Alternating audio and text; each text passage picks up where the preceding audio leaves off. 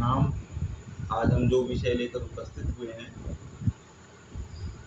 उसकी चिंता ये है कि आज हमारी शिक्षा दीक्षा में, पालन पोषण में नैतिक शिक्षा का अभाव दिख रहा है। हम तथाकथित रूप से जितने पढ़े लिखे हैं प्राय उतने ही नैतिकता शून्य होते जा रहे हैं। आज हमारे चिंतन का ये विषय होना चाहिए कि आखिर वो क्या था जो हमारे नीति आचार की शिक्षा का आधार था। यानी नैतिक शिक्षा के हमारे वे स्रोत कौन थे जिनसे आज हम दूर होते जा रहे हैं, या हमारे तथाकथित शिक्षा प्रणाली में जिनका अभाव हो रहा है। कभी हमने अपने किसी पूर्व के व्याख्यान में कहा था कि हमारा जो अशिक्षित जनमानस है वो शिक्षित जन से ज़्यादा नैतिक है। आज भी, आज हजारों साल के, हजार से ज़्यादा साल की नैतिक गुलामी ने, राजनीतिक गुलामी ने हमारा नैतिक ह्रास किया, हमें पतित और भ्रष्ट बनना पड़ा, बनाया।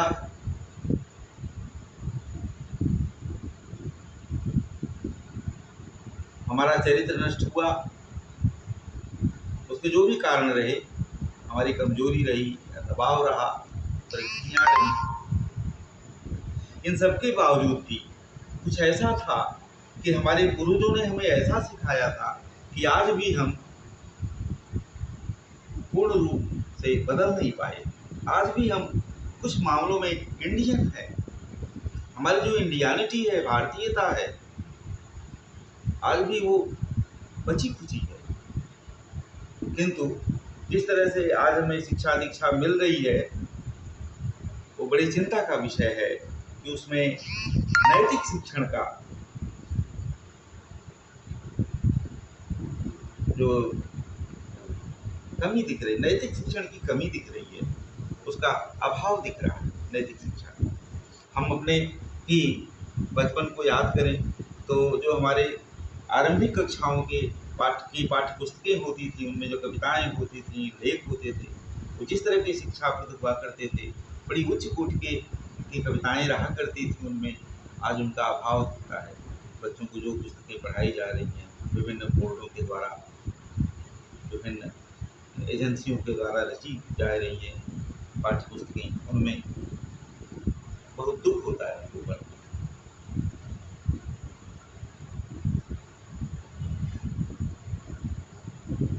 आज सामाजिक समरसता, धर्म निरपेक्षता, सहिष्णुता, भाईचारा, ये सब सिखाने के नाम पर जिस प्रकार की सामग्री बच्चों के दिमाग में डाली जा रही है, बड़ा दुख होता है कि उससे हम नीति उन्मुख होने की बजाय नीति विमुख होते जा रहे हैं। यदि हम एक उत्तर पाना चाहें कि हमारे नैतिक शिक्षा का स्रोत क्या था, या हमारा नीति आचार की शिक्षा का आधार क्या था, कहाँ से वो पुष्पित, पल्लवित, प्रतिफलित होती थी, नैतिक शिक्षा या नीति शिक्षण कैसे एक्टिवेट होता था हमारे अंदर, पीढ़ी दर पीढ़ी कैसे संक्रमित किया जाता था, उसका एकमात्र एकमेव जिम्मेदार उसके लिए जो चीज थी वह चीज है परंपरा। परंपरा हमारे पूर्वजों का जो ये जो संचित निधि थी ज्ञान की, विचार की, आचार की, उसे एक पीढ़ी दूसरी पीढ़ी को देती थी, शिक्षित करती। तो यह परंपरागत रूप से चला आता था शिक्षण, नैतिक शिक्षण। वो हमें पता नहीं चलता था, हम नैतिक रूप से एजुकेट कर दिए जाते बचपन से। तो आज हमारी शिक्षा कुछ इस तरह की हो रही है, बड़ा चिंता का विषय है ये कि उसमें परंपरा के प्रति बड़ा ही दुष्प्रचार किया जा रहा है कि परंपरा ऐसी है जैसे रास्ते की सड़ियल पड़ी हुई मृतप्राय दिया हो, जिसे हम लांघ के निकल जाना चाहते हैं। वैचारिक स्वतंत्रता के नाम पे और बौद्धिक होने के नाम पर हम अपने पूर्वजों के प्रति, जो पूर्वजों का जो दाय है, उसके प्रति उपेक्षा भाव, उसके प्रति अवहेलना भाव रखते हैं। पुरानी चीज़ों को हम हेय समझते हैं और विशेष रूप से ये मानने लग गए हैं कि हम ज़्यादा बुद्धिमान हो गए हैं। हमारे पूर्वज, हमारी परंपरा की चीज़ें वैसे ही थी, बड़ी निम्न कोटि की थी। वो लोग अच्छे विचारों के आदमी नहीं थे, लगता है। जो कुछ हमें अतीत में अच्छा मिलता है, तो क्या वो दूसरी संस्कृतियों के लोग आकर के यहाँ बना गए थे? परग्रही लोग आए थे, दूसरे लोग से बना गए थे। हम प्रश्न नहीं खड़ा करना चाहते।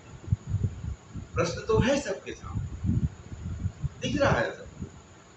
नैतिक क्षरण जो हो रहा है हर क्षेत्र में, सारे पढ़े लिखे ही लोग तो हर क्षेत्र में हैं, जा रहे हैं। आज हमारे शिक्षा का स्तर अच्छा हो गया है, लेकिन नैतिक ह्रास होता जा रहा है। तो समस्या सबको मालूम है, इसका उत्तर कहाँ है? हम कैसे उसको आज ठीक कर सकते हैं? केवल एक ही उत्तर है कि हम अपने परंपरा की तरफ नजर उठा के देखें कि हमारे नैतिक शिक्षा के स्रोत क्या थे, हमें नैतिक शिक्षा और आचार कहाँ से मिलता था, इसका ट्रेनिंग, इसका एजुकेशन कहाँ से मिलता था। तो हम पाएंगे कि ये इसकी शुरुआत हमारी परंपरा बताती है कि श्रुतियों से हुई, स्मृतियों से हुई और हमारे धर्मशास्त्रों से होती रही। श्रुति, स्मृति, पुराण, ये तीन हमारे बहुत ही मूल्यवान स्रोत थे, जिनसे हमारा नीति शिक्षण होता है। श्रुति का मतलब होता है कि जो सुन के जाना जाए, सुन के जिसको या रखा जाए, याद रखा जाए, या जो श्रुति परंपरा से चले।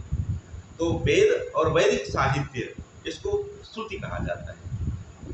जब हम श्रुति और स्मृति दोनों को साथ साथ कहते हैं, तो श्रुति का मतलब होता है संहिता, यानी मूल टेक्स्ट।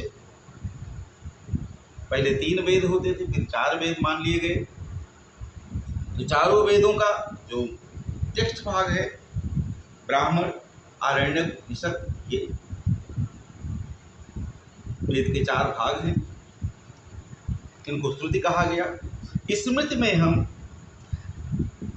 6 वेदांग, धर्मशास्त्र, इतिहास, पुराण इत्यादि को शामिल करते हैं और नीति इत्यादि के स्वतंत्र ग्रंथों को भी हम स्मृति में शामिल करते हैं। यह स्मृति शब्द का व्यापक अर्थ है। वैसे स्मृति ग्रंथ जो थे हमारे यहाँ, वो सामाजिक नीति नियम, रीति रिवाज, कानून जिसको हम कहें,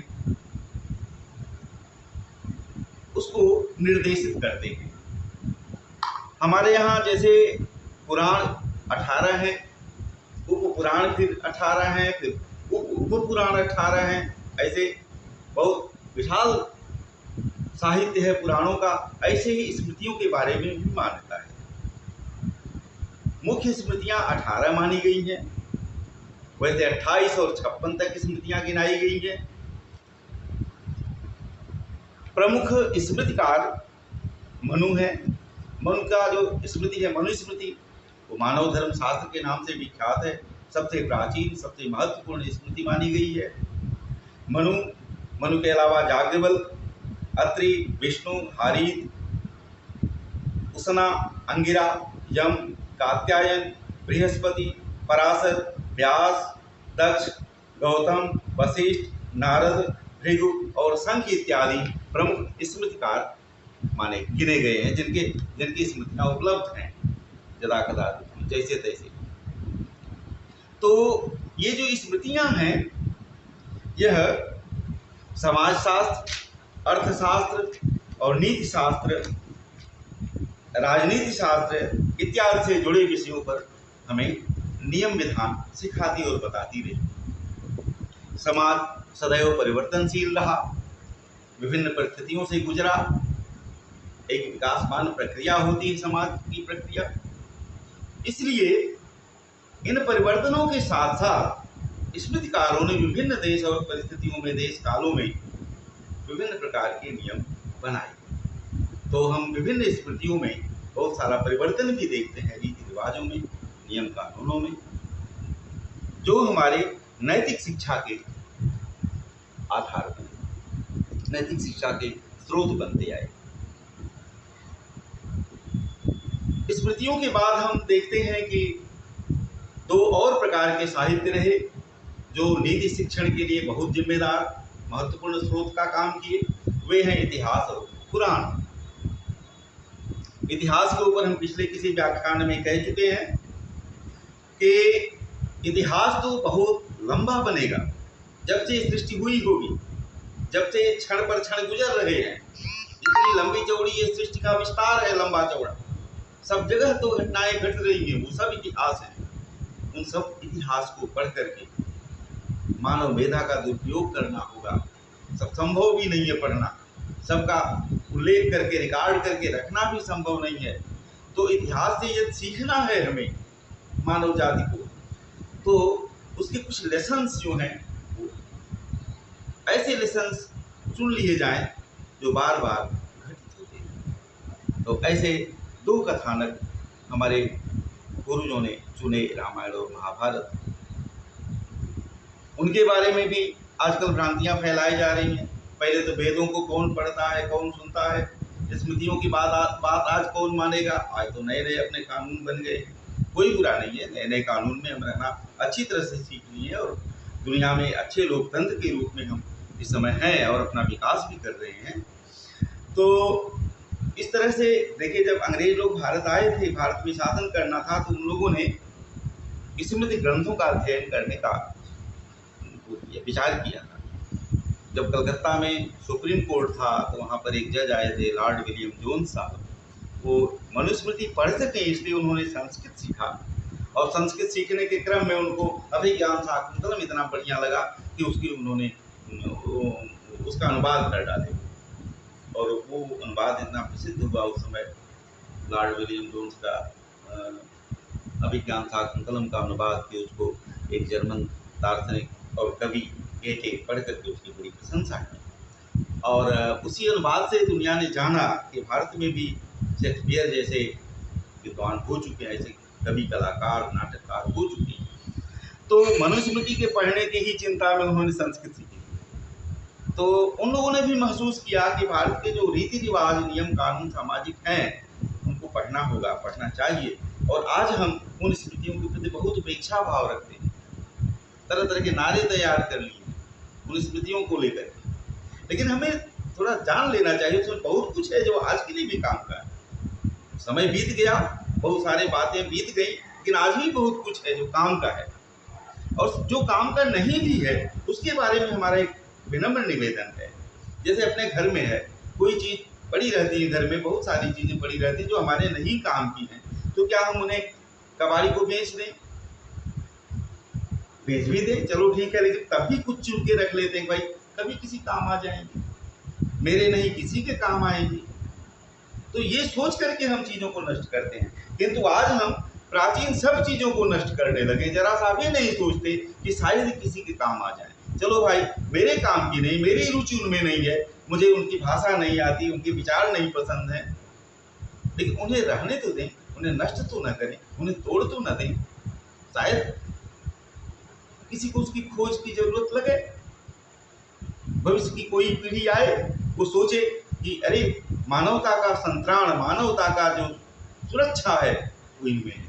देखिए, आपको बताऊं, यहाँ पे बनारस में एक संस्कृत विश्वविद्यालय है ना, बड़ा प्रसिद्ध विश्वविद्यालय है। उसका मोटो वाक्य है, श्रुतम में गोपाय, श्रुतम में गोपाय।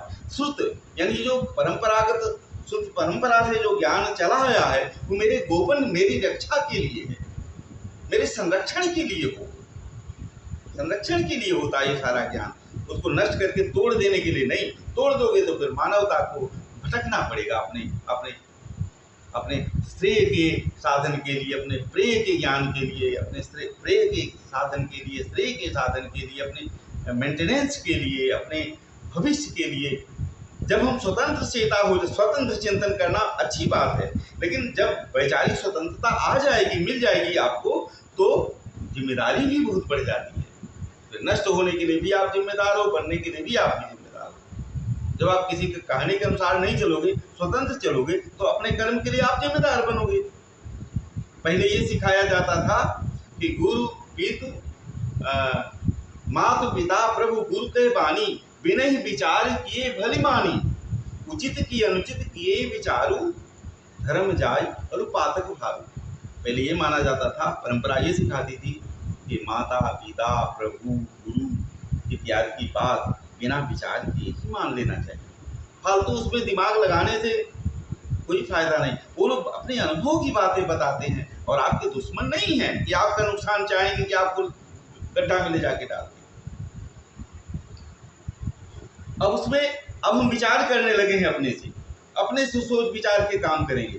वो नहीं मानेंगे किसी का कहना, चलो मत मानिए, आप स्वतंत्र हो, स्वतंत्र चेता हो, विचार करो, लेकिन तब सारी जिम्मेदारी फिर आप किया जाए।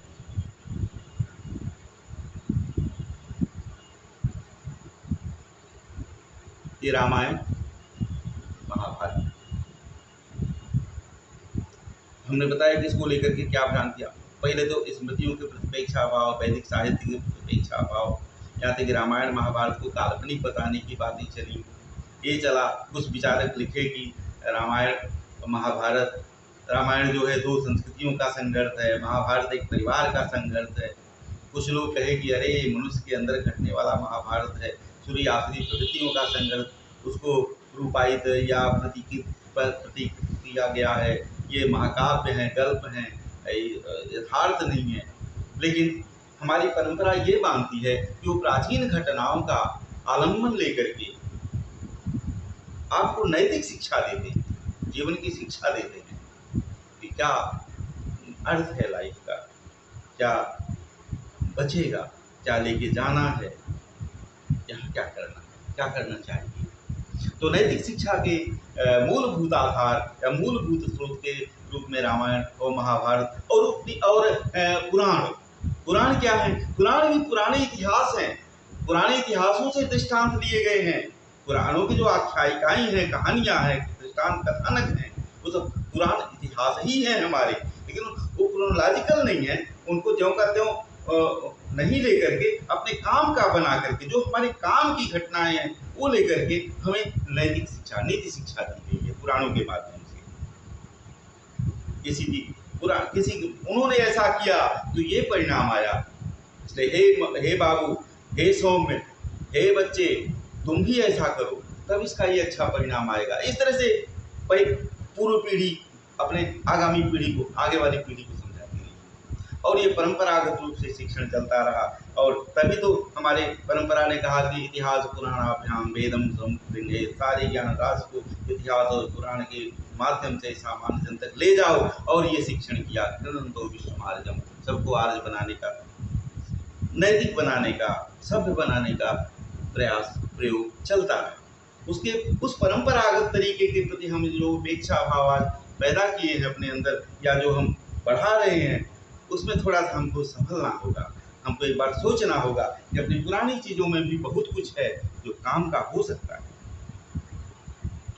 एक बात और बताऊं, ये श्रुति यानी वेद के आख्यान, रामायण महाभारत के आख्यान, दृष्टांत, पुराणों के दृष्टांत, ये हमें जो नीति शिक्षण देते हैं, ये हमारे मानस में इतना रच बस गए कि बाद का सारा साहित्य इनका के ये उपजीव्य बने। यहाँ तक कि जितने महाकाव्य रचे गए, जितने कविताएं रची गई, जितने और शास्त्र रचे गए, सब में उन्हीं नीति वचनों को किसी तरह से पल्लवी या आपके सामने सुगर कोट करके तरह तरह के व्यंजनों के रूप में परोस करके आपको शिक्षित किया गया। कहा गया कि साहित्य जो है वो कांता सम्मित उपदेश है, माने बहुत मधुर ढंग से, जैसे स्त्री समझाती है पति को, डंडा मार के नहीं समझाती, गुरु जी जैसे डांट के नहीं समझाती, या आदेश दे के उपदेश दे के नहीं समझाती, कांता सम्मत मधुर उपदेश सुगर कोटेड बना करके। यहाँ तक कि साहित्य भी वही काम करता है। इसी नीति शिक्षण में, यही नीति शिक्षण साहित्य में भी रचा बसा है अपने यहाँ। तो ये हमारे नीति शिक्षा के स्रोत थे, जिनको आज हम या तो हवाई मानने लगे, बेकार मानने लगे, पुराना मानने लगे। हम श्रुति स्मृति पुराण लोक साहित्य इनका महिमा मंडन करने नहीं बैठे। हम एक उदाहरण देकर के इसको समझ सकते हैं क्या, कि हमारे जीवन की जो आवश्यकताएं हैं आज चलो थोड़ा बदल गई हैं। इसलिए बदल गई हैं, पहले आध्यात्मिक समस्याएं भी हमारे लिए समस्याएं होती थी, नैतिक समस्या मॉरल डिलेमा हमारे लिए बहुत बड़ी समस्या होती थी, धर्म संकट किसको कहते हैं, क्या करें ना क्या ना करें। आज हमको फ्रीडम बहुत हो गई है, हमको जो प्रिय लगता है वो हम चुनते हैं। तो प्रेय और श्रेय की समस्या आज बदल गई। आज श्रेय की चर्चा नहीं, प्रेय की बात हो रही है, और जो हमें प्रिय लगता है हम उसी का वर्णन करते हैं। आज बाकी सब चीज़ों को एकदम सारे बंधन तोड़ के स्वतंत्र चेता के नाम पर आज हम बहुत उच्छृंखल रूप से बौद्धिक बनते चले जा रहे हैं। तो यहाँ थोड़ा ठिठक के हमें सोचना और देखना पड़ेगा। हम अपनी बात समाप्त करने के पहले एक छोटा सा उदाहरण देंगे। हम एक ऐसे परिवार को जानते हैं, ऐसे व्यक्ति को जानते हैं जिनकी 3 पीढ़ियों का हम चर्चा करेंगे। जो तीसरी बूढ़ी पहले वाली पीढ़ी है वो है अभी तपस्वी जन है, परंपरागत रूप से पढ़े लिखे और उसी में रचे बसे हैं। तो एकदम परंपरागत रूप से रहना और अपने धर्म का पालन करना, और यहाँ तक कि जूता चप्पल भी नहीं पहनते, आज के सभ्य युग में नहीं पहनते हैं। उनकी बाद वाली पीढ़ी है वो बहुत सफल, उसको वैचारिक रूप से बहुत उन्नत, वो परंपरागत शिक्षा भी पाई है और आधुनिक शिक्षा भी पाई है, बहुत सफल, बहुत बड़े अधिकारी। तो एक पीढ़ी परंपरागत ढंग से रही, जीवन शैली पाई, वो भी बहुत सफल रही है, रिटायर हो गए हैं, लेकिन आज भी बड़े साधु पुरुष हैं और बड़े तपस्वी ढंग से रहते हैं। उनके जो संतान हैं वो बहुत बड़े पढ़े लिखे, आज के युग में एकदम फिट।